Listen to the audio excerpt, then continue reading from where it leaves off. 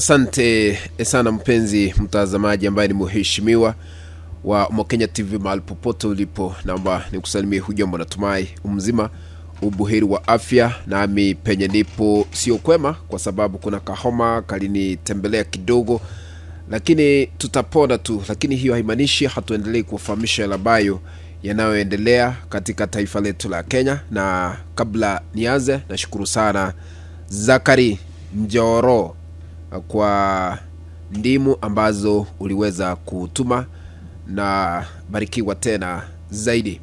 Karibu katika uchanganuzi wa siasa ili tuweze kuchanganua na kuwafahamisha yale ambayo yamefichwa haujayaona hadharani.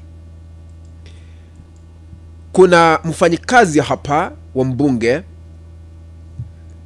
katika kaunti ya Busia aliweza kupiwa risasi na akauawa. Kumaanisha aliuawa kupitia risasi. Huyu ni nani? Kwa sababu vyombo vingine vya habari havijaweka haya yote hadharani, na maandamano yalikuwa yametanda katika taifa letu la Kenya. Sasa tunaendelea kuwafahamisha yale ambayo yaliyojiri, na hakuna yeyote ambaye ameweza kuyatangaza haya. Kwa hivyo kuna mfanyikazi ambaye anaitwa kwa jina Frederick Oduor, anajulikana kwa jina lingine Baba, ambaye ni mfanyikazi wa woman rep ama mwakilishi wa kina mama katika kaunti ya Busia, ambaye pia ni mwana ODM, katibu mkuu kaimu wa chama cha ODM Catherine Omanyo. Kwa hivyo anaomboleza kifo cha mfanyikazi wake baada ya kudaiwa alipiwa risasi na afisa wa polisi, risasi ambayo ilipita hapa na ikatokelezea the other side. Kabla nikufahamishe kwa undani, na shukuru wote ambao mnatazama hii kana mahali popote mlipo, mzidi kubarikiwa. Kwa heshima na taadhima, unapoendelea kutazama hii kana, tukabidhi like. Kuna alama ya kidole hapa chini mwa kanda, bonyeza hiyo alama ya kidole kama njia moja kutukabidhi like. Na ikiwa hauja subscribe na uwashe kengele ili tuendelee kukufahamisha yale yote ambayo yanaendelea haswa katika taifa letu la Kenya.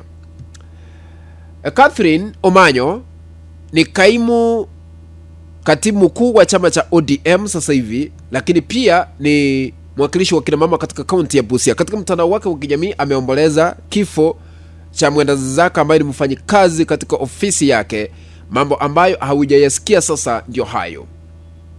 Catherine Omanyo kaandika katika mtandao wake wa kijamii akisema ya kwamba I have received with deep sorrow the news of the passing of my staff member Frederick Oduor almaarufu Papa. Papa succumbed to a bullet fired by a police officer in Busia. I'm personally following up on the matter with the relevant authorities to ensure that circumstances surrounding this incident addressed and justice is pursued. To the family and friends of Papa, I extend my deepest condolences. May you find a strength during this difficult time. Kwa hivyo hii ni thibitisho kuwa mfanyikazi wa Catherine Omanyo aliweza kupiwa risasi vile inadaiwa na afisa polisi na kauawa, ambaye anajulikana kwa jina Papa, ukipenda Frederick Oduor. Unajua ni mengi ambayo yalifanyika na hayajatangazwa hadharani. Wakati maandamano yalitanda katika taifa letu la Kenya kupinga kuongezwa kwa bei ya mafuta humu nchini, watu waliingia barabarani baada ya sekta ya uchukuzi kutangaza mgomo kulalamikia ongezeko la bei ya mafuta humu nchini, kwa sababu petroli ilipandishwa hadi shilingi 214, huku dizeli ikipandishwa bei hadi shilingi 240. Na baada ya kusema ya kwamba tutakuwa tunafanya mazungumzo hapa na pale, wakaongeza mafuta taa shilingi 38, wakapunguza dizeli kwa shilingi 10. Yani unapandisha zaidi ya shilingi 40 lakini unashukisha shilingi 10. Mawaziri wane waliweza kuagizwa chini ya uongozi wa Rais William Ruto. Wakaenda wakazungumza, akina Davis Chirichir wa uchukuzi humu nchini ambaye ni waziri wa fedha, ukipenda hazina kuu John Mbadi, na huyu waziri mwingine wa kawi ama nishati Opiyo Wandayi, na yule mwingine waziri ambaye ni Kipchumba Murkomen wa usalama wa ndani. Wakaana wakakaa chini, wakawa na mazungumzo ingawa hawakubaliana. Kisha baadaye siku ya Jumanne wakasema ya kwamba tusitishe mgomo, tutaenda kukubaliana baada ya wiki moja. Tunasubiri juma lijalo tuone ikiwa kutakuwa na mabadiliko vile ilikuwa imesemwa. Ndio mara wakatangaza Matatu Owners Association wakatangaza ya kwamba turejea katika shughuli za kawaida, lakini tusubiri kile ambacho serikali inaenda kukifanya juma lijalo, tuone kama bei hii ya mafuta inaenda kupunguzwa. Kwa hivyo kuna maswali ambayo watu wanajiuliza, ndio watu walikuwa wanaandamana, lakini liwezekanaje mfanyikazi huyu wa Catherine Omanyo akapiwa risasi? Wengine wanadai ya kwamba yeye alikuwa na shughuli zake, hakuwa kati ya waandamanaji katika kaunti ya Busia, hakuwa pale, lakini aliweza kupiwa risasi kimakosa. Lakini katika katiba ya Kenya, ama tuangalie zile sheria ambazo zinagavana maafisa wa polisi. Je, ni lini afisa wa polisi anastahili kutumia punduki ama risasi kulingana na sheria zile ambazo wanazifuata? Wakati tunaangalia sheria kuu inayozungumzia jambo hili, hasa wakati tunaangalia mambo ya National Police Service Act, hasa schedule number 6, ukipenda 6th schedule, inasema ya kwamba conditions as to the use of force. Sasa inasema ya kwamba mambo muhimu yanayosemwa na sheria ni haya: polisi lazima kwanza watumie njia zisizo za vurugu kabla ya kutumia nguvu. Yaani lazima wajaribu kila wawezalo kuhakikisha ya kwamba wametumia mbinu zote, baadaye ndio wanaweza kutumia nguvu. Namba 2, sheria zao zinasema ya kwamba nguvu inayotumika lazima iwe ya kiwango kinacholingana na hatari iliyopo.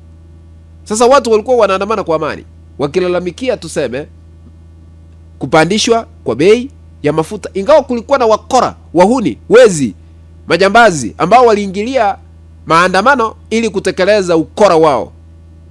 Namba 3, inasemekana ya kwamba kulingana na sheria hizi, bunduki inaweza kutumika tu ikiwa kuna sababu ya lazima kabisa ya kulinda maisha au kuzuia majeraha makubwa.